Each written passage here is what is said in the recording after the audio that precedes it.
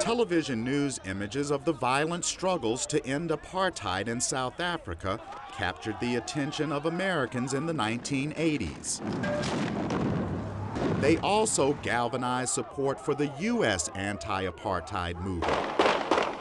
Challenging apartheid in South Africa became a logical next place to go. Former U.S. Congressman Ron Dellums was one of the leaders of the movement.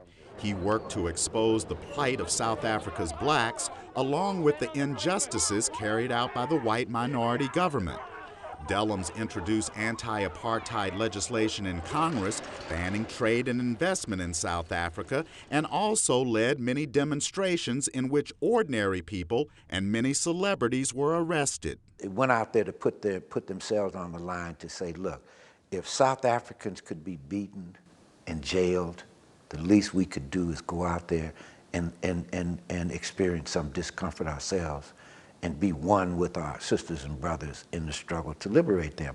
Howard Dodson, director of the Howard University Library, remembers protesting with his son outside the South African consulate in Atlanta. The anti-apartheid activities in the United States actually reverberated around the world, leading other people to develop their own demonstration activities. And that probably was as critical to the overthrow of apartheid as anything else that was going on.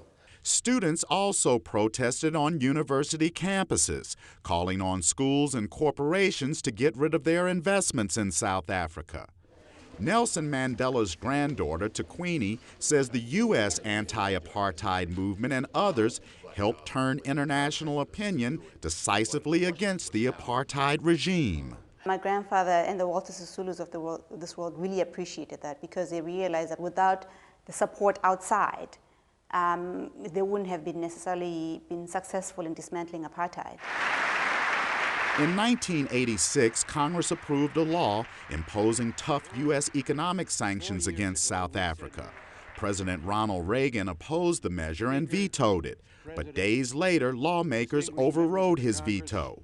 Former Republican Senator Richard Lugar supported the sanctions. This led the South African government, I believe, to reconsider its policies, not immediately, but certainly under the dent of the difficult sanctions that were there.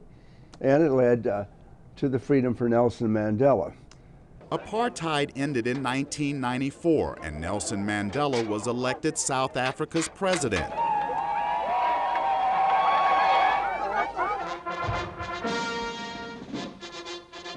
During a state visit to Washington, he thanked Americans for their support. You have no idea how your involvement in the anti-apartheid struggle in our country actually helped to facilitate the transformation. Ron Dellums says the greatest reward of his anti-apartheid work came during a meeting with Mr. Mandela. Because he looked at me sort of a double take and he said, Ronald Dellums, we have heard much of you. You gave us hope. You kept us alive. And he hugged me and I broke down and cried. I would never forget that moment as long as I live. Dellums says there's no doubt the determination and sacrifice by so many in the U.S. anti-apartheid movement helped change the course of history in South Africa. Chris Simkins, VOA News, Washington.